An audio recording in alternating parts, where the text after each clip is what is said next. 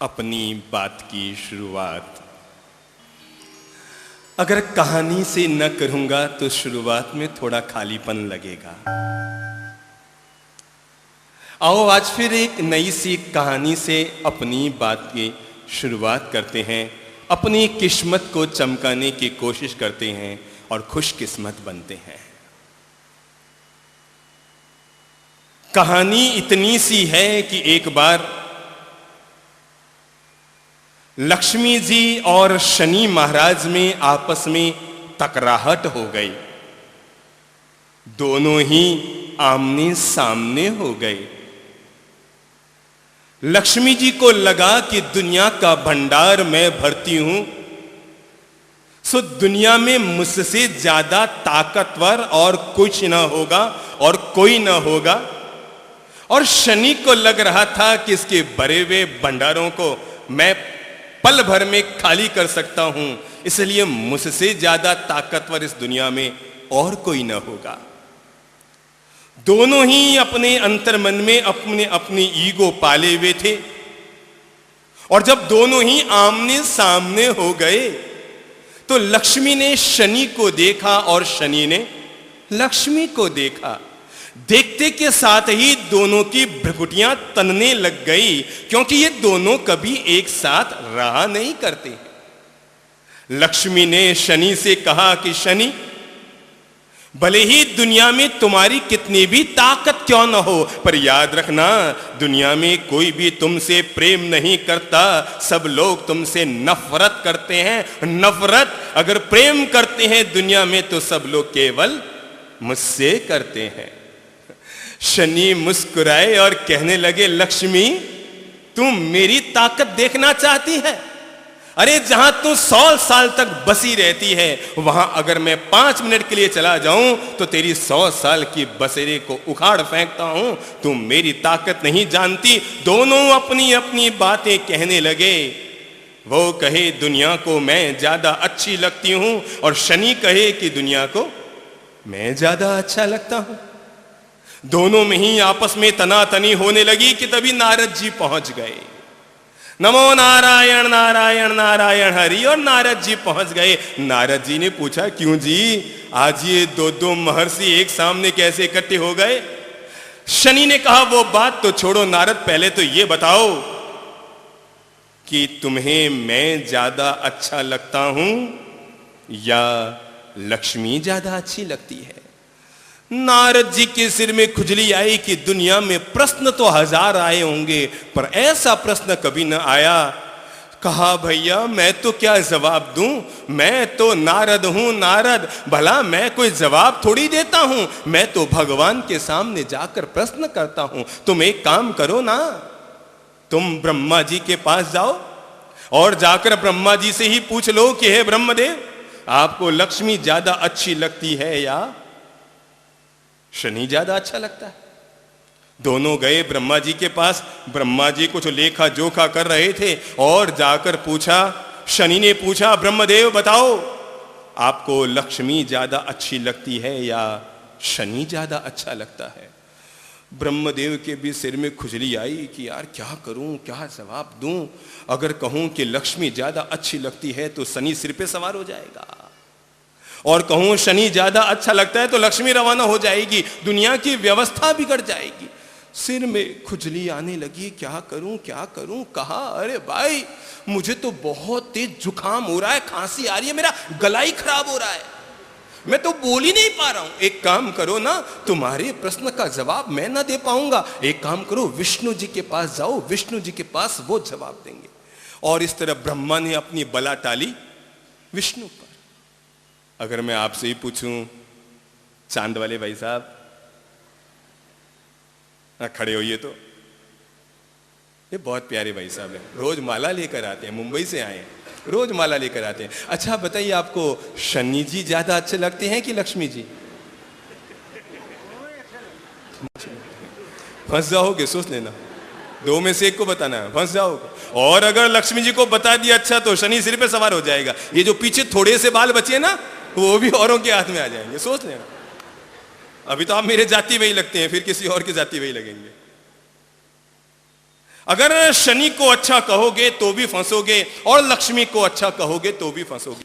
अब आपकी पत्नी आपको पूछे मुंह पर ही कि पड़ोसन अच्छी लगती है कि मैं अच्छी लगती हूं बोलो तो बेलन सीधी सिर पे आएगी अगर उल्टा सीधा जवाब दे दिया तो।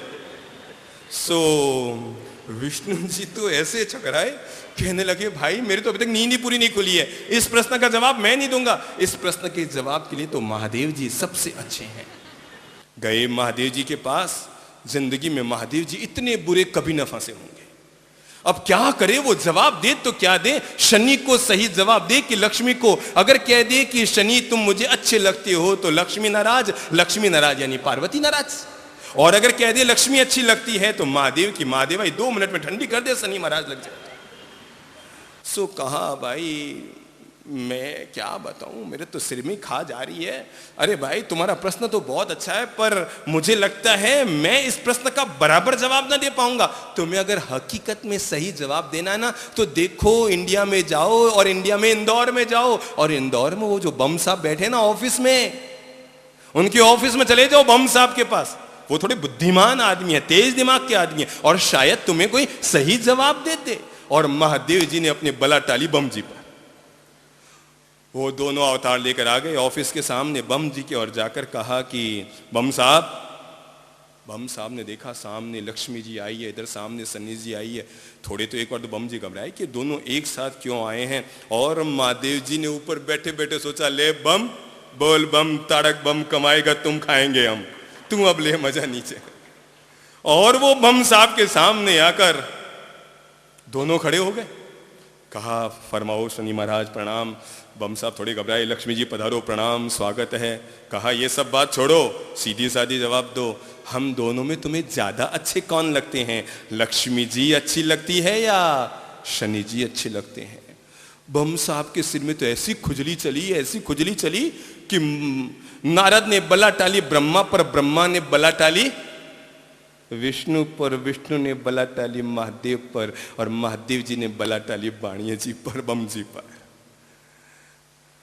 थोड़ी बुद्धि लगाई, कहा ठीक है इसका जवाब दिया जाएगा। एक काम करो मैं थोड़ा सोच के बताता हूं, प्रश्न इतना पेचीदा है, अरे जरा सोचो लक्ष्मी और शनि, जिसका जवाब ब्रह्मा जी न दे पाए, विष्णु जी न दे पाए, महादेव जी न दे पाए, उसका जवाब तुम बम जी से लेने आए हो। अरे थोड़ा मुझे सोचने तो दो। एक काम करो ना, ये जो सामने पीपल का पेड़ है ना, तुम जरा जाओ और पीपल के पेड़ की एक प्रदक्षिणा लगाकर वापस मेरी ऑफिस में आओ, तब तक मैं सोच कर बताता हूं कि तुम दोनों में ज्यादा अच्छे कौन लगते हैं।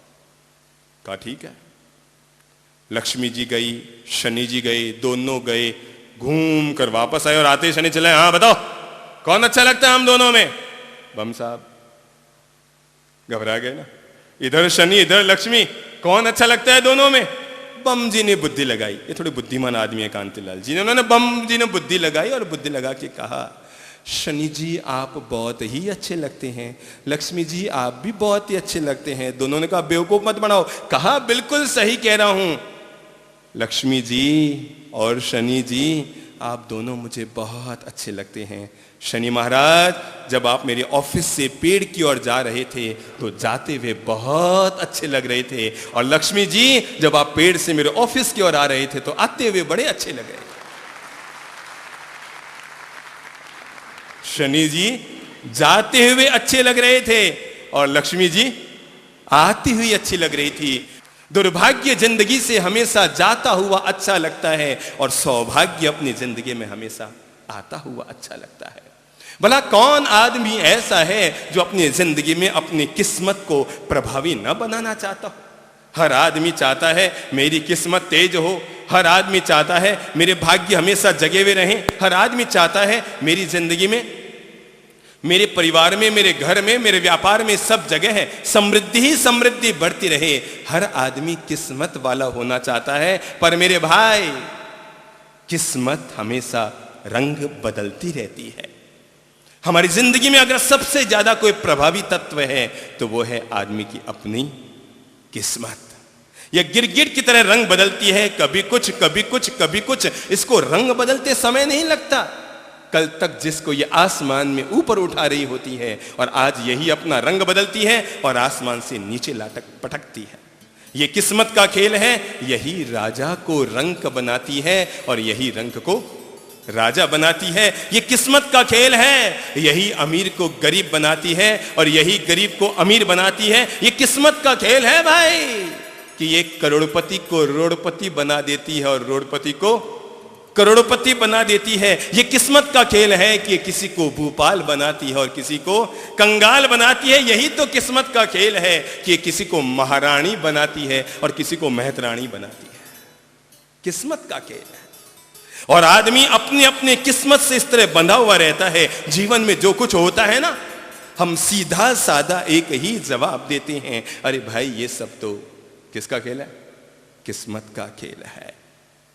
कल कोई बहुत ऊपर उठा हुआ था और आज लगता है कि उसकी हालत पतली हो रही है। हमारे मुंह से सीधा यही निकलता है कि ये सब किस्मत का खेल है। यही तो है किस्मत, जो कभी आदमी के सौभाग्य का निर्माण करती है। सौभाग्य और दुर्भाग्य दोनों ही आदमी के अपने ही किस्मत से पैदा होते हैं। किस्मत के खेल होते हैं, किस्मत से जन्मते हैं और किस्मत के ही परिणाम बनकर आते हैं।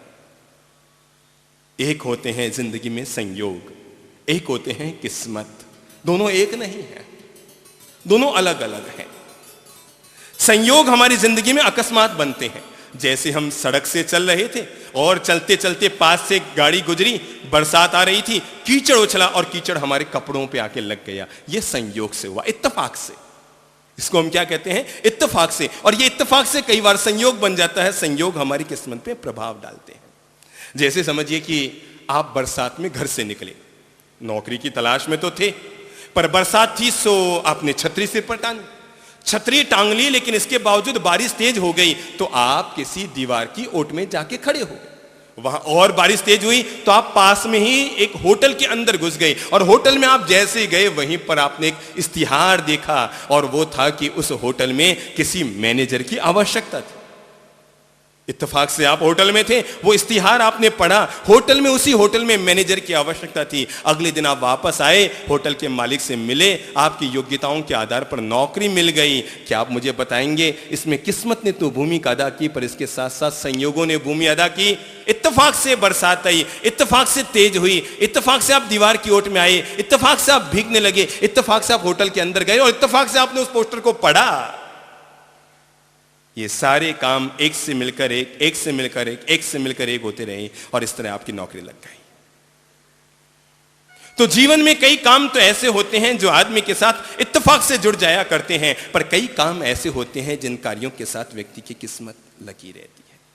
मैं मानता हूं और मैं बताऊंगा कि आदमी अपनी किस्मत को कैसे खोले, आदमी अपनी किस्मत के बंद पिटारे को कैसे खोले, आदमी अपनी किस्मत को कैसे जगाए, आदमी अपने भाग्य को कैसे जागृत करे और जीवन में भाग्य का उगता हुआ सूरज कैसे देखे। पर एक बात मैं बता देना चाहता हूं कि जीवन में किस्मत और पुरुषार्थ, परिश्रम और भाग्य, इन दोनों की बड़ी जबरदस्त भूमिका होती है।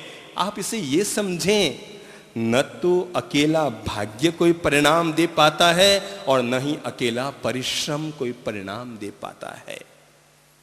भाग्य की भूमिका पिता की है, भाग्य की भूमिका पिता की है और परिश्रम की भूमिका मां की है।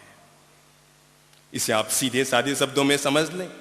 किसी भी संतान के पैदा होने में पिता की भूमिका कितनी देर की होती है?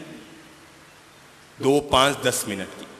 किसी भी संतान के पैदा होने में पिता की भूमिका 2, 5, 10 मिनट की होती है, पर मां की भूमिका 9 महीने की होती है। मैं यही बता देना चाहता हूं कि भाग्य की भूमिका 2, 5, 10 मिनट की होती है, पर परिश्रम, पुरुषार्थ, कर्मयोग, मेहनत, इन सब की भूमिका वो मां की भूमिका होती है। पिता की भूमिका केवल भाग्य की, बीज की भूमिका होती है, लेकिन मां, परिश्रम, पुरुषार्थ, कभी हवा चलेगी, कभी झोंके आएंगे, मिट्टी में से अंकुरित होगा कोई बीज, कभी धूप गिरेगी, कभी बरसात आएगी और सब झंझावातों को सहन करते हुए जिंदगी का एक फूल खिलाएगी। एक भूमिका है भाग्य की जो है पिता की, एक भूमिका है परिश्रम, पुरुषार्थ, मेहनत और कर्म योग की जो है व्यक्ति के मां की। मैं बात कर रहा था किस्मत के बारे में। समझिए कि एक फैक्ट्री में आदमी का भाग्य किस तरह रंग लाता है। एक फैक्ट्री में 3 लोग जा रहे हैं। एक आदमी जाता है, सुबह 9 बजे जाता है, वापस शाम को 6 बजे उसे छुट्टी मिलती है। दिन भर बेचारा फैक्ट्री में कढ़ाइयां ढोता है, इधर से उधर माल लाता है, पत्थर लाता है, ईंट चूने लाता है, सामान लाता है, दिन भर माल ढोता रहता है। शाम को जब निकलता है तो उसके हाथ में देनगी के 210 रुपये थमा दिए जाते हैं।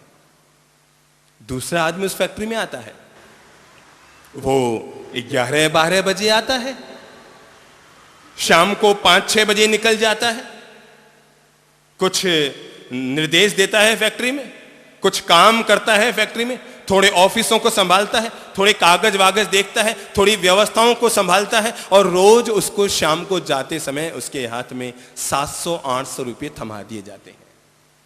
एक उसी फैक्ट्री में तीसरा आदमी आता है जो चमचमाती गाड़ी से नीचे उतरता है, एक नजर डालता है फैक्ट्री पर, ऑफिस में नजर डालता है, हाँ ये कर देना मैनेजर, तुम ये काम कर देना, हाँ तुम ये संभाल लेना, तुम ये कर देना, आज तुम्हें ये काम करना है।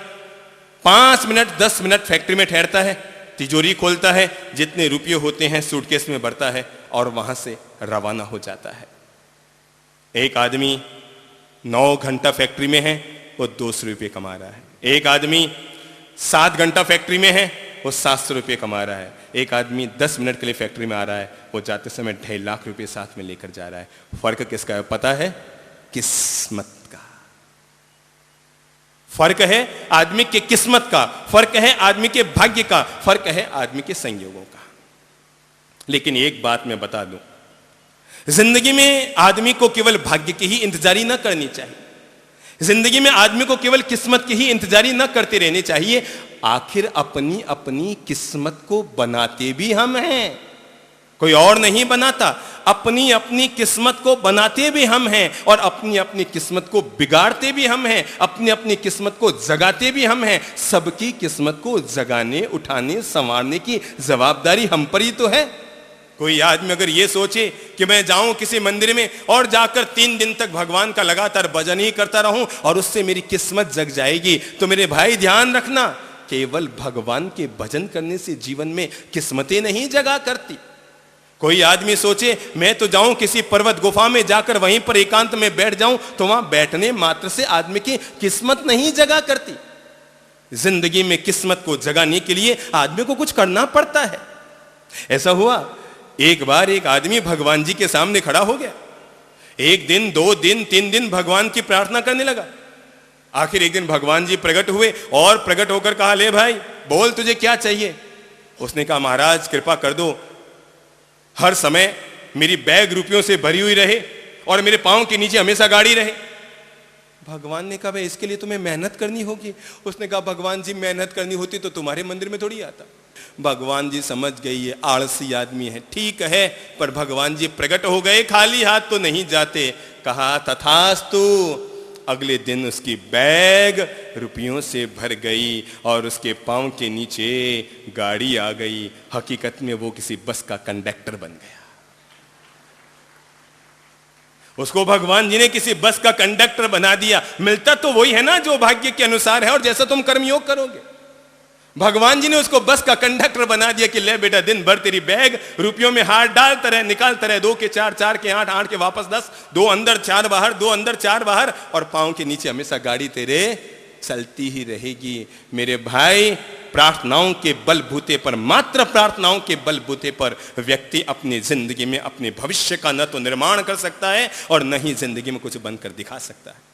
प्रार्थना हमारी मुक्ति के लिए है, प्रार्थना हमारी उपासना के लिए है, प्रार्थना हमारी शुद्धि के लिए है, प्रार्थना हमारी शांति के लिए है। लेकिन अगर जीवन में प्रगति करनी है, अगर जीवन में विकास के द्वार खोलने हैं, अगर जीवन में व्यक्ति को अपना भविष्य बनाना है, अगर जीवन में व्यक्ति को आगे बढ़ना है, तो आदमी को न तो केवल भगवान के भरोसे बैठना पड़ेगा, न केवल भाग्य के भरोसे बैठना पड़ेगा। आखिर आदमी को कहीं ना कहीं से कर्मयोग की शुरुआत करनी पड़ेगी। अकेले प्रार्थना, भाग्य और भगवान के भरोसे व्यक्ति अपने जीवन तो काट तो सकता है, पर जीवन का निर्माण नहीं कर सकता है। आओ अपनी अपनी किस्मत को जगाने की कोशिश करें। मानता हूं कि सबकी वैसी ही किस्मत है जो जैसी जैसी जिसकी लिखी है, पर एक बात तय है, मैंने अपने जीवन में अनुभव किया है, अगर व्यक्ति परिश्रम करे, अगर व्यक्ति पुरुषार्थ करे, अगर व्यक्ति मेहनत करे, तो आज नहीं तो कल अपने जीवन में अपने भाग्य को जगा सकता है। अंधकार को कब तक कोसते रहोगे? दुर्भाग्य के अंधकार को इंसान कब तक कोसता रहेगा? आओ जीवन में मेहनत की मोमबत्ती जलाओ और उसके प्रकाश में अपने जीवन को आगे बढ़ाओ। कब तक व्यक्ति अंधकार को कोसता रहेगा? मेरी बात सदा के लिए नोट कर लीजिएगा, और पास में अगर कागज ना हो तो नोट पर नोट कर लो। और बात इतनी सी है, कर्म फूटा आदमी भी अगर कर्म योग करे तो अपनी किस्मत को जगाने में सफल हो सकता है। कर्म फूटा आदमी भी, जिसके भाग्य फूटे हैं, जो समझता है मैं दुर्भाग्यशाली हूं, वो दुर्भाग्य में जीने वाला व्यक्ति भी अगर मेहनत करे, अगर परिश्रम करे, अगर अपने जीवन में पुरुषार्थ करे, अगर पुरजोर मेहनत करे। पत्थर पड़ा था, तुमने हथौड़ा मारा, पत्थर न टूटा। इसका मतलब यह नहीं कि पत्थर टूट नहीं सकता। एक और चोट मारो, एक और चोट मारो, एक और चोट मारो। माना कि तुमने 9 चोटें हमने मारी, लेकिन इसके बावजूद पत्थर न टूटा, तो अपने मन को कमजोर मत करो, एक जोर और लगाओ और तबीयत से एक बार उस पत्थर पर हथौड़ी की चोट मारो। पता लगेगा कि 10वीं चोट ने पत्थर के 4 टुकड़े कर दिए। जरा आप मुझे बताएंगे कौन सी चोट ने टुकड़े किए? कौन सी चोट ने टुकड़े किए पत्थर के? बताएंगे? आप बताएंगे भाई साहब? हैं? कौन सी चोट ने?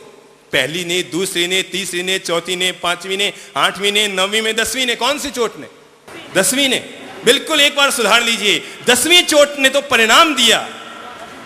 काम तो 10 की 10 चोटों ने किया।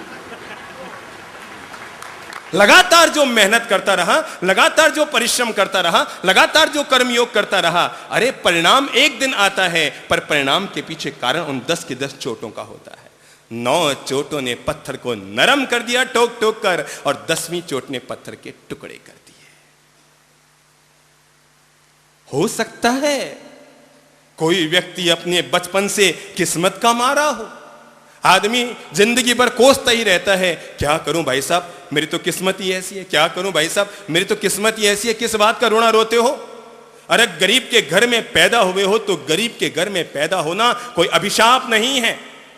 गरीब के घर में पैदा होना कोई हमारे दुर्दिन नहीं है। अरे हम भी तो किसी एक दिन गरीब के घर में पैदा हुए थे। इस देश के दूसरे प्रधानमंत्री लाल बहादुर शास्त्री एक गरीब के घर में पैदा हुए थे। धीरूभाई अंबानी एक गरीब के घर में पैदा हुए थे। पावापुरी तीर्थ का निर्माण करने वाला केपी सिंघवी एक गरीब के घर में पैदा हुआ था। अरे हम भी एक गरीब के घर में पैदा हुए थे। देश के राष्ट्रपति कलाम साहब भी एक गरीब के घर में पैदा हुए थे। गरीब के घर में पैदा होना अभिशाप नहीं है, लेकिन जिंदगी भर तक निष्कर्मण्य रहकर गरीबी में ही जीवन को जीना, यह जीवन का अभिशाप है।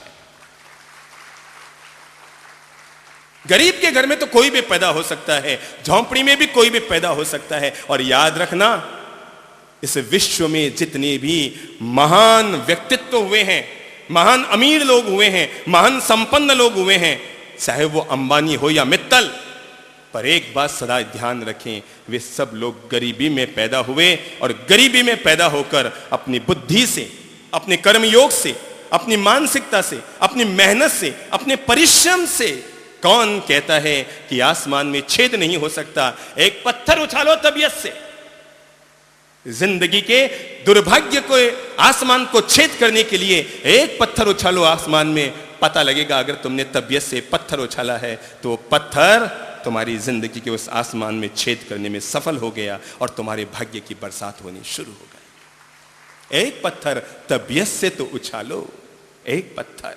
कामयाबी न तो मां के पेट से आती है, न जमीन को उफाड़ कर आती है, न आकाश से टपक कर आती है। कामयाबी न तो जमीन को उफाड़ कर आती है, न आकाश से टपक कर आती है, और न ही मां की पेट से हमारी तरह निकल कर आती है। कामयाबी के लिए आदमी को कर्मयोग करना पड़ता है। जिंदगी में कामयाबी को प्राप्त करने के लिए आदमी को कर्मयोग करना पड़ता है। और जब जब व्यक्ति कर्मयोग करता है, जैसे जैसे व्यक्ति मेहनत करता है, जैसे जैसे व्यक्ति परिश्रम करता है, आज नहीं तो कल आदमी को परिणाम मिलता है। किए जाओ मेहनत, किए जाओ कर्मयोग, चमक आएगी। बर्तन ज्यादा काला हो गया है इसका मतलब यह नहीं कि उसमें चमक नहीं डाली जा सकती। तुम घिसते जाओ, घिसते जाओ, घिसते जाओ, अरे आज नहीं तो कल, कल नहीं तो परसों तुम्हारे जीवन के बर्तन में चमक तो जरूर आएगी, जरूर आएगी, शर्त यह आएगी आज नहीं तो कल आएगी। समझिए किसी आदमी की फैक्ट्री में घाटा लग गया, अब वो आदमी क्या करेगा बताइए तो? अगर आपकी फैक्ट्री में घाटा लग गया, आप सबसे पहले क्या करेंगे? लगातार देख रहे हैं, साल भर हो गया घाटा लग रहा है, दूसरा साल बीत गया घाटा लग रहा है, आप क्या करेंगे? किसी ज्योतिषी के पास जाएंगे, है ना, जन्म पत्र दिखाएंगे कि पंडित जी जरा मेरी जन्म पत्री देख दो ना, कौन से पता नहीं क्या दशा लगी है, जिसमें हाथ डालता हूं वही गलत परिणाम देता है। साल भर हो गए फैक्ट्री कोई परिणाम नहीं दे पा रही है, उल्टे उल्टे उल्टे उल्टे ही परिणाम आ रही। और वो पंडित जी यो यो जन्म पत्र देखेंगे, अरे भाई तेरे तो शनि की महादशा लगी है, 7.5 लगी है, तेरे तो शनि की 7.5 लगी है और इसी कारण तुम्हारे नुकसान हो रहा है। आप भी सोचिए यार बात तो सही है, साल भर हो गया मेरे नुकसान लग रहा है, कुछ भी कर रहा हूं नुकसान लग रहा है, जो भी कर रहा हूं नुकसान लग रहा है। लगता है हकीकत में मेरे शनि की 7.5 लग गई। और पंडित जी कहेंगे ये माला जप, ये यज्ञ कर, ये हवन कर, ये पूजा कर, ये पाठ कर, ये कर, वो कर, 7.5 साल में तेरी शनि की दशा उतर जाएगी। 7.5 साल तक अब कुछ मत करना, घर पे जाके बैठ जा, जो कमाया है उसको खाए जा, कोई फैक्ट्री मत चलाना, कोई दुकान मत खोलना, कोई ऑफिस मत करना, 7.5 लगी है तेरे शनि की। और आदमी घर आएगा, पहले तो पंडित जी को 500 रुपये दे देगा, क्यों जी 100-500 देकर ही जाएंगे, पंडित को 100-500 देकर ही जाएंगे। एक बार एक सड़क पर एक पंडित बैठा था, सो हाथ देख रहा था लोगों की, एक आदमी भी आके बैठ गया, उसने कहा जी मेरा हाथ देखो, उसने हाथ देखा और हाथ देखकर कहा भैया तेरे पर तो शनि की दशा है। अच्छा शनि की दशा है, ठीक है पंडित जी क्या करूं, ये कर लेना, नहीं तो तेरा बहुत अनिष्ट हो जाएगा। अच्छा, अब वो रवाना होने लगा तो उस सड़क पर बैठे हुए पंडित ने कहा दक्षिणा दो भाई। उसने कहा मेरे पास तो कुछ भी नहीं है, जेब में हाथ डाला, इधर भी कुछ नहीं उधर भी कुछ नहीं। कहा भैया 50 का नोट तो होगा ना? कि नहीं महाराज वो नहीं। अच्छा 20 का नोट तो होगा? कहा महाराज नहीं है मेरे पास 20 का नोट भी नहीं है। कहा अच्छा 10 का नोट तो होगा? कहा वो भी नहीं है। अरे भाई चल 5 का नोट ही निकाल, बिल्कुल ही खाली जाएगा क्या? कहा महाराज वो भी नहीं है। कहा अच्छा 2 का नोट तो होगा? अरे महाराज नहीं है तो कम से कम 1 का नोट तो होगा। उसने कहा महाराज वो भी नहीं है, जेब बिल्कुल खाली। उसने कहा चल खड़ा रवाना हो जा, तेरा तो शनि भी कुछ नहीं बिगाड़ सकता तेरा शनि क्या करेगा, तू रवाना हो जाए यहां से। वो घर आया, घर वाली को बताया भाई क्या बताऊं, अभी तो अपने योग ही बड़े उल्टे हैं, भाग्य ही बड़े खराब आ गए हैं। देखो मैं अभी अभी पंडित जी को अपनी जन्म पत्र दिखा कर आया हूं और पंडित जी ने कहा है देखो ये अभी 7.5 लगी है, अब 7.5 साल तक अपना कुछ ना होगा। वो आदमी डूब गया 7.5 साल के लिए। जब जब व्यक्ति अपने जीवन में किसी भी प्रकार के दुर्भाग्य, जब जब व्यक्ति अपने जीवन में किसी भी प्रकार की रुकावट का कारण शनि को देता रहेगा, तब तब आदमी 7.5 साल तक भी उबर ना पाएगा। अगर अपने जीवन में फैक्ट्री के न चलने का कारण आपने शनि की दशा को दिया तो 7.5 साल में भी ठीक न हो पाएगी। पर अगर आपने न चलने का कारण अपनी जीवन की दिशा सही ढंग से काम न करना, अगर आपने इसको दिया तो अपने काम की शैली को सुधारेंगे और जो 7.5 साल में काम ना हो सके आप 7.5 महीने में ठीक कर लेंगे। अगर उस शैली को सुधार लेंगे, उस तरीके को सुधार लेंगे तो आपकी अपने आप कामयाबी आपके हाथ लग जाएगी। लोग इस तरह भाग्य के भरोसे बैठ जाते हैं, कहते हैं भाई साहब हमारे तो जो भाग्य में होगा सो मिल जाएगा, बहुत कर लिया भाई साहब, हमसे नहीं होता, बस बहुत कर लिया। और कुछ लोगों के रजिस्टर्ड वाक्य है, कभी किसी को बोलो, लोग आते हैं साहब थोड़ा हमें सहयोग करा दीजिए, 2-5 हज़ार राशन दिला दीजिए, वो कर दीजिए। हम उन्हें कहा करते हैं भाई तुम 2-5 हज़ार कहते हैं ना, हम आपको 20 हज़ार दिलाते हैं, चलो तुम एक काम करो ना, कोई अच्छा सा धंधा शुरू कर दो। कहते हैं साहब क्या धंधा शुरू करें? तो हम कहते हैं भाई ठीक है बड़ी पापड़ का धंधा शुरू कर दो। अरे और कुछ नहीं, दशहरा मैदान के बाहर या राजवाड़ा में या पलासिया में कहीं भी किसी भी कोने में एक ठेला गाड़ी लेके खड़े हो जाओ जो किराए पर 30 रुपये में आती है। एक जूस निकालने की मशीन ले लो जो केवल 700 रुपये में आती है और 500 रुपये की रोज मौसमी खरीद कर ले आओ। रोज जूस निकालना शुरू कर दो, शाम तक पाओगे कि तुम 500 रुपये की मौसमी खरीद कर लाए, शाम तक तुम्हारे हाथ में 750 रुपये हो गए, 500 मौसमी के लगे, 250 का मुनाफा हो गया, धंधा हाथ में लग गया। दुनिया में कोई काम कभी छोटा नहीं होता, दुनिया में कोई काम कभी छोटा नहीं होता। अगर छोटा होता है तो आदमी का मन ही खोटा होता है। आदमी ये सोचे यार हमको तो बस ज्वेलरी की दुकान ही मिल जाए सराफा बाजार में, तो ऐसे तो भाई जिंदगी नहीं बनती है। दुनिया में कोई काम छोटा नहीं होता। बड़े से बड़े आदमी को छोटे से छोटे काम करना पड़ता है। अरे मेरे भाई, बड़े से बड़ा अमीर आदमी, बड़े से बड़ा करोड़पति, बड़े से बड़ा अरबपति, खरबपति, बड़े से बड़ा दुनिया का अमीर आदमी, नंबर 1 में आने वाला आदमी, सुबह जब निवृत्त होता है तो अपनी बैठक तो खुद ही धोता होगा ना? नहीं? सुबह जब संडास में जाता है तो अपनी बैठक खुद ही धोता होगा ना? दुनिया में कोई छोटा काम होता नहीं, हर काम करना पड़ता है। पर आदमी का बस एक ही बात है, रजिस्टर्ड वाक्य है कुछ हमारे, भाई साहब लोग क्या कहेंगे। ये जो LKK वाली बात है ना, LKK, लोग क्या कहेंगे, हम तो ये कैसे करें। अरे मेरे भाई, छोटे से छोटे काम में बढ़ो, छोटे छोटे काम से शुरुआत करो और जीवन में प्रगति करो। जूस निकालने वाले लोगों की कोठियां बन रही है, पता है? रद्दी कागजों का धंधा करने वाले लोगों के मकान बन रहे, वो करोड़पति बन रहे उसमें। बेकार का लोहा खरीद खरीद के उसे बेच बेच कर लोग करोड़पति बन रहे हैं। धंधा कभी छोटा नहीं होता, धंधे को करने का तरीका आदमी के हाथ में आना चाहिए। आदमी सोचता है साहब क्या बताएं, लोग क्या कहेंगे। अरे मेरे भाई, किसी दूसरे के घर जाके कहो कि मेरे घर 1 महीने का राशन भिजवा देना, इसकी बजाय तो घर में पापड़ बेलकर शाम को 20 रुपए कमाना कहीं ज्यादा अच्छा है। मांगने चले गए तो जीवन भर मांगते रहोगे, और अगर मेहनत करनी शुरू कर दी तो आज नहीं तो कल तुम भी जीवन में संपन्न बन जाओगे।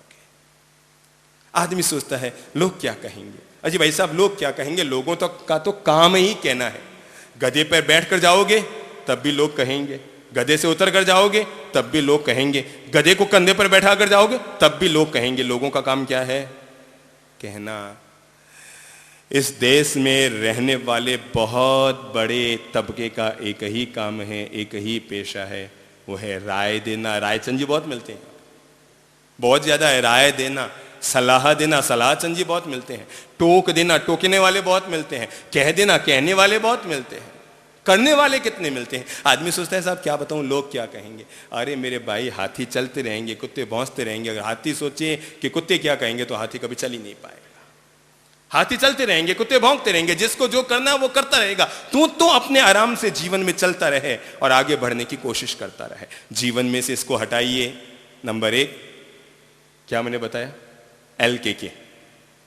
LKK का मतलब बोलो तो महिलाओं, LKK, लोग क्या कहेंगे, इस बात को ही निकाल दो। रोटी अपने घर की खाती हो कि लोगों की खाते हो, तो क्यों सोचते हो लोग क्या कहेंगे। मेहनत आप खुद करते हैं तो क्यों सोचते हो लोग क्या कहेंगे। अरे लोगों का तो काम ही कहना है, छोड़ो बेकार की बातों में, ये बीत न जाए रहना, लोगों का काम है कहना। लोग तो कहते रहेंगे, उनका काम ही है कहना, और जो कहेंगे सो कहेंगे, कुत्ते भौंकने वाले भौंकेंगे, तू तो आती है चलता रहे। नंबर 1, अपने जीवन में से इस कमजोरी को हटाइए कि लोग क्या कहेंगे।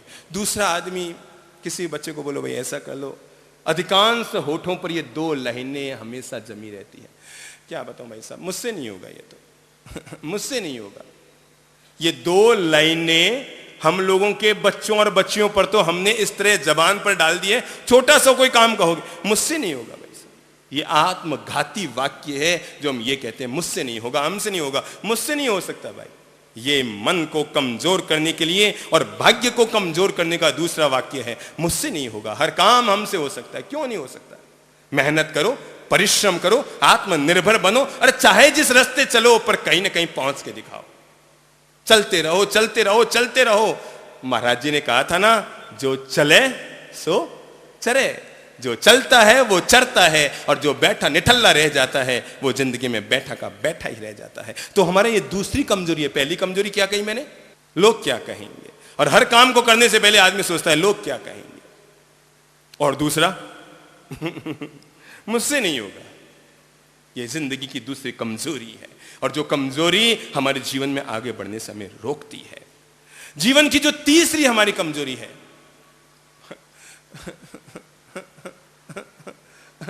मेरा तो मूड ही नहीं है अभी मेरा तो मूड ही नहीं है, मेरा मूड नहीं है। गया पानी में, भैंस डूब गई उसकी तो पानी। मेरा तो मूड ही नहीं है मेरा मूड नहीं है अभी। और विशेषकर बच्चों को कह के देख लो, कहते के साथ वापस एक ही जवाब मिलेगा, मम्मी मेरा तो अभी मूड ही नहीं है। जैसे कोई हमारे बच्चों ने तो ये वाक्य ही रट लिया हो, घिसा पिटा वाक्य बन गया हो। तुरंत कहेंगे भाई मेरा तो अभी तो मेरा मूड नहीं है। मैं आपको पूछूं, आप बच्चों को कहेंगे बेटा मंदिर जाके आओ, मम्मी मेरा अभी मूड नहीं है। अच्छा थोड़ी सब्जी लेके आ जा, मम्मी मेरा अभी मूड नहीं है। ये काम कर दो, मम्मी मेरा भी मूड नहीं है, मुझसे नहीं हुआ जाता, मैं नहीं हो पाऊंगा, मम्मी मेरा मूड नहीं है। मैं आपसे एक बात पूछूं, आप सड़क पर चल रहे थे और अचानक एक कुत्ता आपके पीछे दौड़ा काटने के लिए मेरा दौड़ने का मूड नहीं है ऐसे करोगे? जो एक रजिस्टर्ड वाक्य है आदमी का कि वो कहता है मेरा मूड नहीं है, ये सोचना मात्र जीवन की कमजोरी बन जाती है। मेरा अभी मूड नहीं है, मूड नहीं है, नहीं भैंस डूब गई पानी में, पानी में डूब रहे थे, मेरा अभी तैरने का मूड नहीं है, हाथ पांव चलाने का मूड नहीं है, और गए पानी में। और या फिर आदमी की जो चौथी कमजोरी होती है, याद कर लो तो पहली कौन सी? एलके के, लोग क्या कहेंगे। दूसरा मुझसे नहीं होता, तीसरा मेरा भी मूड नहीं है, और चौथा बोलो तो क्या वाक्य है? सोचो, मेरा तो भाग्य ही खराब है। ऐसे करता ना, मेरा तो भाग्य ही खराब है। और जैसे ही आदमी ने सोचा कि मेरा तो भाग्य ही खराब है, कि सोचने के साथ ही उसकी भाग्य दशा कमजोर होनी शुरू हो गई। जैसे ही आदमी ने सोचा कि मेरा तो भाग्य कमजोर, मेरा भाग्य खराब, और ये सोचने मात्र से आदमी की भाग्य दशा कमजोर कमजोर कमजोर कमजोर हो गई। आओ जगाएं अपनी किस्मत को। ये बिना मेहनत के आदमी सोचे बस मुफ्त में मिलता जाए, मुफ्त में मिलता जाए, और जो मुफ्त में मिल जाए वही मेरे जीवन का भाग्य बन जाए। तो मेरे भाई, बिना मेहनत के, बिना परिश्रम किए, बिना पुरुषार्थ किए, अगर कोई शेर ये सोचे मैं तो अपनी मांद में बैठा हूं, अगर मेरे मुंह में भगवान को भोजन देना होगा तो मुंह में कोई हिरण आकर घुस जाएगा, तो याद रखना वो शेर जीवन भर भूखा का भूखा रह जाएगा। भाग्य ने तुम्हें मिट्टी दी है, अब ये तुम्हारे हाथ में है कि तुम मिट्टी को रौंदो, तैयार करो, गिलो पिलो, तैयार करके उसमें से घड़ा बनाओ कि गमला बनाओ, ये तुम पर निर्भर है। भाग्य ने हमारी थाली में भोजन दे दिया है, अब मेहनत तो हमें ही खाने के लिए करनी पड़ेगी। और आदमी ये सोचे मेरे भाग्य में भोजन होगा तो रोटी अपने आप ही पेट में चली जाएगी, तो जीवन भर वो आदमी भूखा का भूखा ही रहेगा। कुछ लोग कुछ ज्यादा ही भाग्यवादी होते हैं, बस मेरे तो जो भाग्य में हो जाए सो ठीक, मेरे तो जो भाग्य में हो जाए सो ठीक, जो भगवान कर दे सो ठीक, मेहनत नहीं करते, जो मुफ्त में मिल जाए सो ठीक। बिना मेहनत किए मुफ्त में जो मिल जाए, आदमी समझता है बस अपने को तो आराम से मिल गया, मुफ्त में मिल रहा है, ठीक है, कौन मेहनत करे मुफ्त में खाने को, तो कौन जाए कमाने को। वही सीधी सारी बात है, फोगट में मिले खाने को तो कौन जाए कमाने को, मुफ्त में मिल रहा है, आदमी सोचता है ठीक है यार गाड़ी चल रही है, कहां दिक्कत है। एक बार मुल्ला नसरुद्दीन दिल्ली गया, गांव से जा रहा था, तो गांव वालों ने कहा भैया ध्यान रखना, शहर में खरीदारी करो ना, ध्यान रखना, वहां पर थोड़ी दिक्कत है, लोग बड़े होशियार होते हैं वहां के, हर चीज के दुगने भाव बताते हैं, जो तुम चीज खरीदोगे दुगने भाव बताते हैं, तो होशियारी से खरीदारी करना। मुल्ला ने कहा ठीक है। वो गए वहां, दिल्ली पहुंचा, उसको छाता खरीदना था, बरसात का मौसम था, छाता खरीदने की नौबत आई। छाते वाले की दुकान पर गए और जाकर कहा भैया छाता कितने का? तो कहा 100 रुपये का। तो मुल्ला ने कहा भाई 50 में दोगे? उसने सोच रखा था कि यहाँ हर चीज दुगुनी रेट में है, तो कहा 50 में दोगे? उसने कहा अच्छा 80 में ले लो बस। तो उसने कहा 40 में दोगे? उसने कहा अच्छा 60 में ले लो यार, छोड़ो अब। उसने कहा 30 में दोगे? वो दुकानदार चकराया, उसने कहा छोड़ यार, तूने बात 50 की उठाई ना, चलो अब 50 में ले लो। उसने कहा 25 में दोगे? उसने कहा चल यार फ्री में दे दूंगा, बस अब तो खुद फ्री में ले जा। उसने कहा तब तो 2 दे दो। मुफ्त खोर होते हैं, आदमी को मुफ्त में चाहिए हर माल। मेहनत नहीं होती आदमी से, परिश्रम नहीं होता आदमी से, कर्म योग नहीं होता आदमी से, बस उसको तो आदमी सोचता है बस मुझे भाग्य से मिल जाए, जो मिलना हो सो भाग्य से मिल जाए, जो मिलना हो सो भाग्य से मिल जाए, जो मिलना हो सो भाग्य से मिल जाए। और ये निठल्ला बैठा इंसान, ये निष्कर्मण्य बैठा इंसान, ये कर्म योग से हीन बैठा इंसान, ये मेहनत से जी चुराने वाला इंसान, ये काम से जी चुराने वाला इंसान अपनी जिंदगी में कभी भी कामयाबी के शिखर तक नहीं पहुंच सकता। जिंदगी में कैरियर निर्माण का ये पहला सूत्र है, भाग्य पर भरोसा रखो, पर अपने पुरुषार्थ और मेहनत से कभी भी जी मत चुराओ। जमकर मेहनत करो, जमकर कोशिश करो, जमकर परिश्रम करो, आज नहीं तो कल तुम्हें परिणाम जरूर मिलेंगे। एक आदमी प्यासा था, कुएं के पास पहुंचा, देखा कुएं पर बाल्टी है, बाल्टी में डोरी बंधी है, कुएं में नजर डाली तो देखा कुआं पानी से भरा हुआ है। प्यास बड़ी जोर की लगी थी, पर कुएं पर यूं खड़ा है आराम से। 10 मिनट हो गए, उसे बड़ी जोर की प्यास लगी है, कुएं में पानी निकालने के लिए हाथ नहीं डाल रहा, बाल्टी नहीं डाल रहा, क्योंकि वो मन में सोचता है मैं नवाब ज्यादा हूं, मैं नवाब ज्यादा हूं, मैं मेहनत नहीं करूंगा। अरे मैं कोई कुएं में से पानी निकालूंगा, कोई आएगा उसके हाथ से पीऊंगा, मैं नवाब ज्यादा हूं, मैं काम नहीं करता। और वो कुएं के किनारे मेड पर आसन लगा के बैठ गया। दूसरा आदमी आया, उसने देखा कि कुएं में पानी है, बाहर बाल्टी है, बाल्टी पर डोरी है और उसे प्यास भी लगी थी। उसने पास बैठे व्यक्ति से कहा कि भैया जरा पानी पिलाओ। तो बैठे हुए आदमी ने कहा छोड़ रे, तू मुझे कहता है कि मैं तो तेरी इंजरी कर रहा था, मैं तो नवाब ज्यादा हूं, नवाब ज्यादा अपने हाथ से नहीं निकालता। वो भी उसके पास आके बैठ गया कि तू अगर नवाब ज्यादा है तो मैं अमीर ज्यादा हूं, मैं भी अपने हाथ से पानी कैसे निकालूंगा।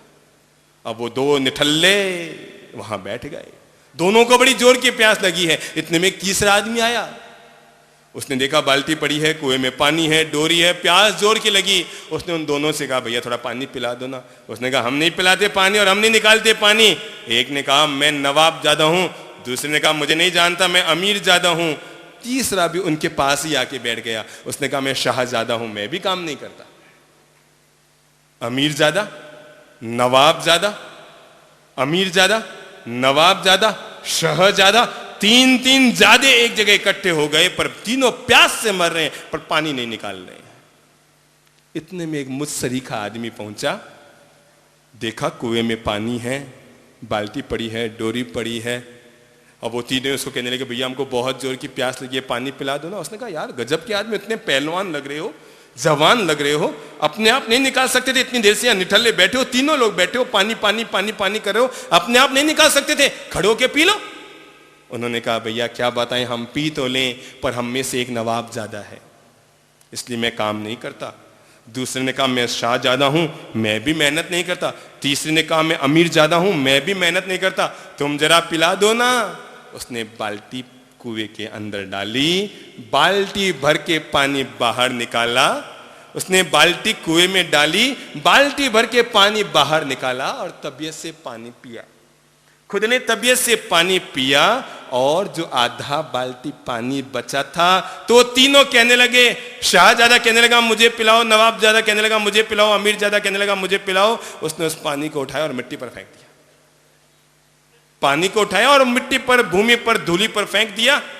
रवाना होने लगा तो उसने कहा यार तू गजब का आदमी है, पानी को तूने मिट्टी पर गिरा दिया, हमको नहीं पिलाया। उसने कहा भैया तुम में से एक नवाब ज्यादा है, एक अमीर ज्यादा है, एक शाह ज्यादा है। उन्होंने कहा वो तो ठीक, पर तू कैसा निकम्मा आदमी, अरे हमको पानी नहीं पिलाया। उसने कहा तुम तो शाहजादे, नवाब ज्यादे और अमीर ज्यादे हो, मैं तो हराम ज्यादा हूं। और पता है दुनिया में हराम ज्यादा किसे कहते हैं? इस तरह जो हराम का खाना पीना चाहते हैं ना। उस हराम ज्यादे ने कहा याद रखना, ये जहां शाहजादे, अमीर जादे, नवाब जादे, निकम्मे सब जहां इकट्ठे हो जाते हैं, इस इकट्ठे होने का नाम ही है हरामजादापन। इकट्ठा हो गया, मेहनत नहीं करोगे, कर्मयोग नहीं करोगे, और अगर कर्मयोग से जी चुराते रह जाओगे तो सोचो अपने जीवन में सफलता के शिखर तक कैसे पहुंचोगे। आओ हम समझें अपने जीवन में सफलता के स्वर्णिम शिखर तक पहुंचने के कुछ सूत्र।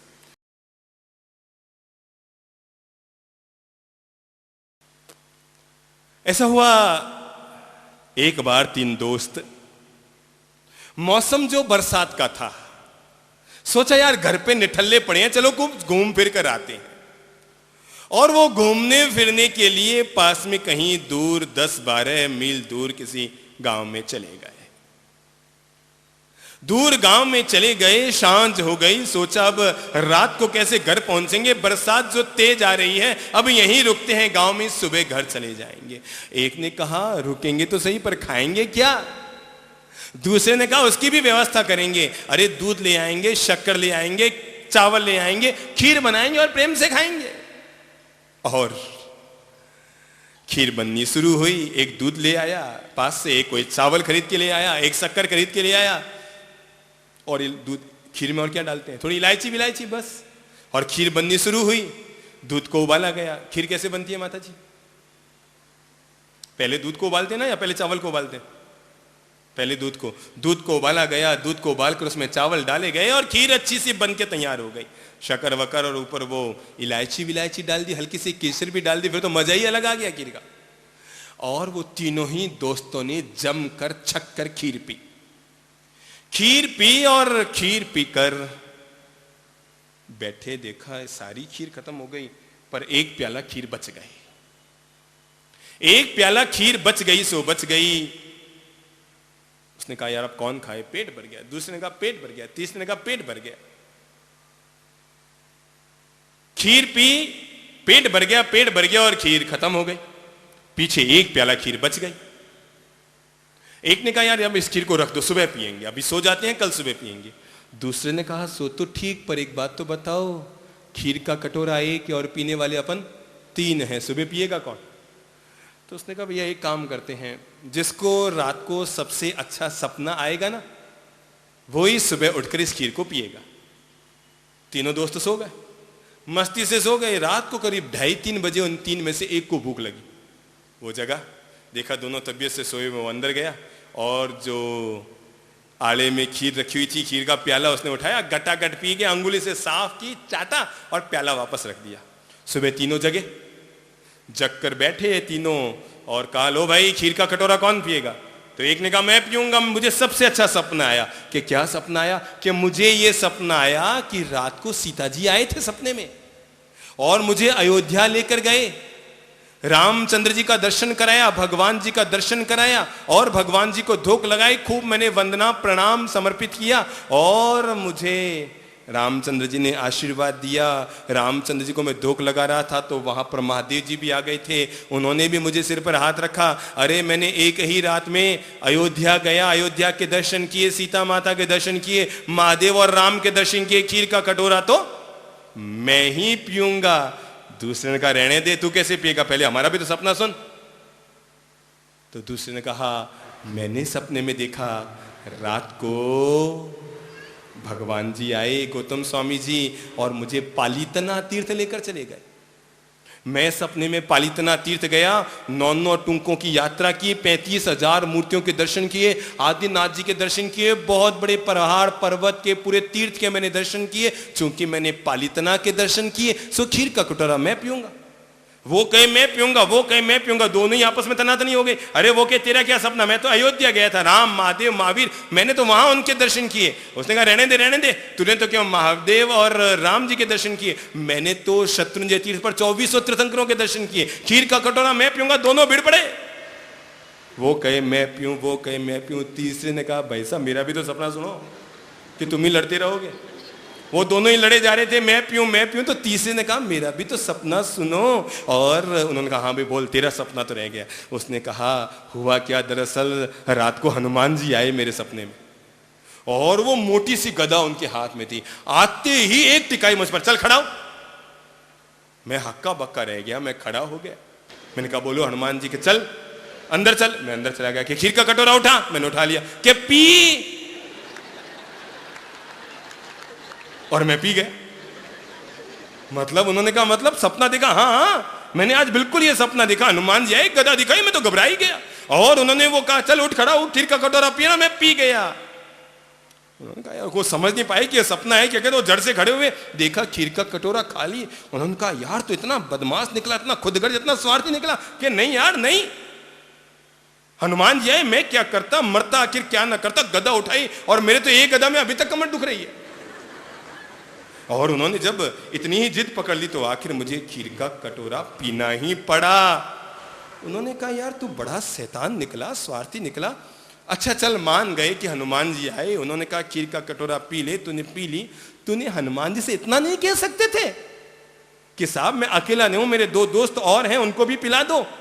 उसने कहा मैंने तो कहा था हनुमान जी से कि मेरे 2 दोस्त और हैं, थोड़ी थोड़ी उनको भी पिला दो। पर हनुमान जी ने कहा रहने दे, एक तो अयोध्या गया हुआ है, एक पालीतना गया हुआ है, तो अकेला है, तो ही पी लेना।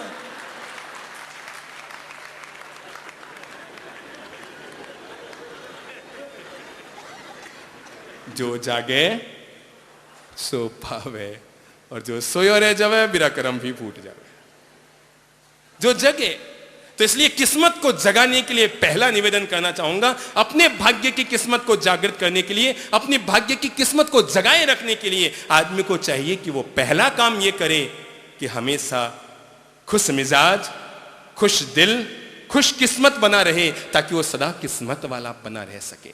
सदा जीवन में मेहनत करो, सदा जीवन में परिश्रम करो, और अपनी जीवन में भाग्य को खिलाने के लिए जो मैं पहला सूत्र देना चाहूंगा वो है, अपनी जिंदगी में उत्सुकता पैदा कीजिए। एकाग्रता, भीतर की ऊर्जा, भीतर का आत्मविश्वास, जोखिम उठाने की हिम्मत, ये सब साथ में लेकर पहले आदमी उत्सुकता पैदा करे, क्या मैं जीवन में कुछ हो सकता हूं? हम गरीब हैं या अमीर, पर एक बात ध्यान रखो, अपने मन को कभी मायूस मत करो, अपने मन को कभी कमजोर मत करो, मायूस मत करो कि मैं जीवन में क्या कर सकता हूं। भला मैं गरीब हूं, मेरे पास पैसा नहीं, मैं धंधा कहां से शुरू करूं? जीवन में अमीर होने के लिए धन की आवश्यकता नहीं होती। जीवन में अमीर होने के लिए विश्वास की आवश्यकता होती है, ऊर्जा की आवश्यकता होती है, शक्ति की आवश्यकता होती है, विल पावर की आवश्यकता होती है, भीतर के आत्मविश्वास की आवश्यकता होती है। जिंदा रहने के लिए भोजन चाहिए, जिंदा रहने के लिए भोजन जरूरी है, भोजन से भी ज्यादा पानी जरूरी है। जिंदा रहने के लिए भोजन जरूरी है, भोजन से भी ज्यादा पानी जरूरी है, पानी से भी ज्यादा वायु जरूरी है, वायु से भी ज्यादा आयु जरूरी है। पर याद रखना, इन सब से भी ज्यादा जरूरत जीवन में आत्मविश्वास की है, जिनकी बदौलत आदमी जीवन को बनाता है। श्वास से जीवन चलता है, श्वास से जीवन चलता है, पर आत्मविश्वास से जीवन बनता है। और जो आदमी जीवन में कुछ बनना चाहता है, कुछ होना चाहता है, उसके लिए मैंने निवेदन किया कि अपना आत्मविश्वास जगाते हुए भीतर में उत्सुकता पैदा कीजिए कि हाँ, मैं कुछ बन सकता हूं। एक उमंग, एक उत्साह, मुझे कुछ बनना है, मुझे उस मुकाम तक पहुंचना है, मुझे शिखर तक पहुंचना है, मैंने जो ऊंचे सपने देखे उन सपनों को पूरा करना है। अपने भीतर इस बात के उमंग, इस बात का उत्साह जगाइए, मुझे हर हालत में मंजिल तक पहुंचना है, मुझे हर हालत में कामयाबी तक पहुंचना है, मुझे हर हालत में अपने मुकाम तक पहुंचना है, मुझे हर हालत में सफलता के शिखर तक पहुंचना है, हर हालत में। और जब व्यक्ति ये निर्णय कर लेगा कि हर हालत में मुझे वहां पहुंचना है, तो आज नहीं तो कल, कल नहीं तो परसों आदमी मुकाम तक पहुंच ही जाएगा। इसलिए मैंने कहा, उमंग, उत्साह, उत्सुकता पैदा कीजिए। और दूसरा निवेदन करना चाहूंगा, पता कीजिए कि आप बनना क्या चाहते हैं। अपने भाग्य की बात तो पीछे छोड़ दीजिए, सबसे पहले यह खोजिए कि आपका उद्देश्य क्या है। जब तक जीवन में आदमी का कोई लक्ष्य नहीं होगा, जब तक जीवन में आदमी का कोई नजरिया नहीं होगा, जब तक जीवन में आदमी की कोई मानसिकता नहीं होगी कि वो जीवन में बनना क्या चाहता है, और जब तक व्यक्ति का लक्ष्य स्पष्ट ना होगा। अब कोई आदमी इस चौराहे पे खड़ा, मैं उधर से गुजरा, उसने कहा साहब ये रास्ता किधर जाता है, मैंने कहा शहर की ओर जाता है, उसने कहा साहब ये रास्ता किधर जाता है, मैंने कहा गुमास्ता नगर की ओर जाता है, उसने कहा साहब ये रास्ता किधर जाता है, मैंने कहा इंद्रलोक कॉलोनी की ओर जाता है, उसने कहा साहब ये रास्ता किधर जाता है, मैंने कहा दशहरा मैदान। मैंने कहा ठहर, पहले एक बात बता, तू मुझे बेवकूफ बना रहा है क्या? ये रास्ता किधर जाता है, ये रास्ता किधर जाता है, ये रास्ता किधर जाता है, पहले तू ये बता कि तुझे कहां जाना है, फिर तो किधर भी चले जाओ, कहां फर्क पड़ता है। जब तक जिंदगी का कोई एम नहीं, जिंदगी का लक्ष्य नहीं, जिंदगी में बनने की कोई मानसिकता नहीं, और जिंदगी में यह निर्णय नहीं कि आपका उद्देश्य क्या है जिंदगी में बनने का, तब तक आप परिणाम तक पहुंचेंगे कैसे? ठीक है, गुनगुना पानी अंगुली डालो तो गुनगुना लग सकता है, पर याद रखना, गुनगुना पानी कभी भाप नहीं बन सकता। और जिंदगी में जिन लोगों को ऊंचाइयों पर चढ़ना होता है, उन लोगों को भाप भी बनना होता है। सो मैंने दूसरा निवेदन किया, वो है कि पता कीजिए कि आप बनना क्या चाहते हैं। और तीसरा निवेदन करना चाहता हूं, जो आप बनना चाहते हैं उसके लिए अब ये पता कीजिए कि वो कैसे बना जा सकता है। जैसे आप विद्वान बनना चाहते हैं, जैसे आप राजनेता बनना चाहते हैं, जैसे आप समृद्ध बनना चाहते हैं, जैसे आप अच्छे प्रवचनकार बनना चाहते हैं, जैसे आप अच्छी पाक निपुण महिला बनना चाहते हैं, जैसे आप अच्छा भाषण देना सीखना चाहते हैं, जैसे आप अच्छा संगीत बजाना चाहते हैं, जैसे आप अच्छा गाना चाहते हैं, चाहे आप जिस किसी कला में पारखी होना चाहते हैं, आगे बढ़ना चाहते हैं, पर वहां तक मुकाम तक पहुंचने के लिए यह पता कीजिए कि उस मुकाम तक पहुंचा कैसे जा सकता है। इडली बनानी है, पर केवल चावल के आटे से इडली नहीं बना करती, उसकी एक विधि होती है, उसकी एक व्यवस्था होती है, और वो व्यवस्था को सीखिए। पहले उमंग पैदा कीजिए, फिर जीवन में पता कीजिए कि आप बनना क्या चाहते हैं और उसके बाद कैसे बना जा सकता है। और नंबर 3, उसके लिए पुरजोर मेहनत करनी शुरू कीजिए। पुरजोर मेहनत, हर समय उसके लिए अपना लक्ष्य बनाकर रखिए। मैं मेहनत करूंगा, मैं मेहनत करूंगा, मैं मेहनत करूंगा और मुकाम तक पहुंचूंगा। आज नहीं तो कल अपने मुकाम तक हर हालत में पहुंच कर रहूंगा। मुफ्त का नहीं खाऊंगा, मुफ्त में नहीं जीऊंगा, मुफ्त की कमाई में नहीं जीऊंगा, अपनी मेहनत की रोटी खाऊंगा। किसी की दी हुई खाने के बजाय, किसी की दी हुई चिकनी रोटी खाने के बजाय मेहनत की लुक्की रोटी कहीं ज्यादा अच्छी होती है। मेहनत की रोटी खाएंगे, परिश्रम की रोटी खाएंगे, दिमाग से अक्ल से कमाएंगे। भगवान ने बुद्धि दी, पेट एक दिया और हाथ 2 दिए। जब हाथ 2 दिए हैं तो एक पेट को भरने की व्यवस्था तो तुम आराम से ही कर सकते हो। एक बार भगवान जी के सामने एक मारवाड़ी बैठा था, एक मालवी बैठा था और एक चोर उचक्का बैठा था। 3 बैठे थे भगवान जी के सामने, तीनों ही भगवान का भजन कर रहे थे। एक कौन बैठा था? मारवाड़ी। एक कौन बैठा था? मालवी इंदौर का। और एक बैठा था चोर। भगवान ने कहा, बोलो भाई, खुश हुए, क्या क्या चाहते हो? मारवाड़ी ने कहा, कुछ नहीं भगवान, बस 10 करोड़ रुपए दे दो। कितने? 10 करोड़ रुपए दे दो और कुछ नहीं चाहिए। अब भगवान जी भी बेचारे फंस गए थे।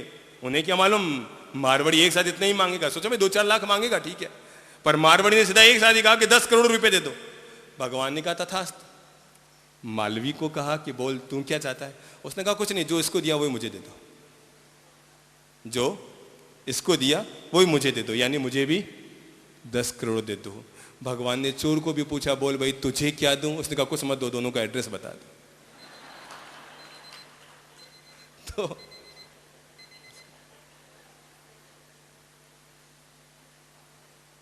वो कहने मुफ्त का माल तो फिर ऐसे जाता है, चोरी का माल मोरी में जाता है। तो मेरे भाई, जीवन में अगर कुछ बनना है, जीवन में अगर कुछ होना है, अपनी किस्मत को चमकाना है, किस्मत में आदमी को कामयाब होना है, तो उसके लिए जरूरी है कि व्यक्ति पुरजोर मेहनत करे। और हमेशा ध्यान रखो, दिखने में और बोलने में हमेशा भाग्यशाली रहिए। चेहरा लटका कर मत चलिए। देखिए, आपके भाग्य क्यों कमजोर होते हैं? आप किसी भी ऑफिस में गए, ऑफिस में मिलने के लिए गए, चेहरा लटका कर या उदास होकर, भाई साहब थोड़ा धंधे के बारे में बात करने में कोई बात करेंगे? अरे मेरे भाई, बिल्कुल सीधी कमर जाइए, चाल में फुर्ती रखिए। देखिए, आप आजमा कर देखिए। एक आप चेहरा लटका कर यूं ठीक है भाई, ठीक है, जो होगा सो देखा जाएगा, ठीक है। आप चलें तो चाल में लगना चाहिए कि आप भाग्यशाली हैं, चाल में फुर्ती हो। आप उठें तो लगना चाहिए कि आप भाग्यशाली हैं, उठने में फुर्ती हो। आप अगर सांस भी लें तो सांस भरने में भी लगे कि आप भाग्यशाली हैं। सीना भर के सांस लीजिए, कमजोर अपने आप को महसूस मत कीजिए। और हमेशा याद रखिए, जब भी किसी से मिले ना तो निसंकोच रहिए। संकोच खाकर मैं तो कैसे बात करूं, मैं उनसे कैसे बोल पाऊंगा, मैं कैसे, निसंकोच जाओ। हाँ, निर्लज्ज होकर नहीं, ध्यान रखना। निसंकोच मिलो सबसे, निसंकोच बातचीत करो, भाग्यशाली बनकर रहो।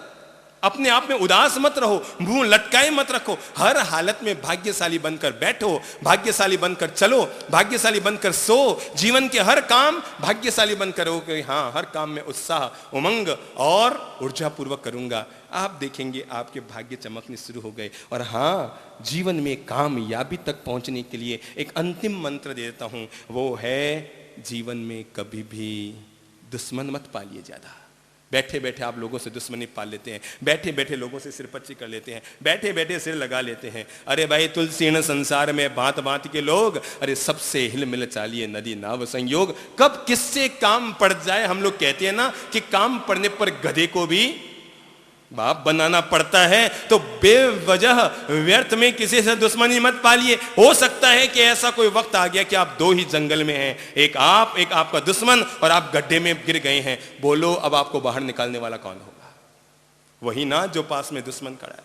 इसलिए बेवजह किसी से दुश्मनी मत पालिए, इससे आपका भाग्य कमजोर होना शुरू हो जाता है।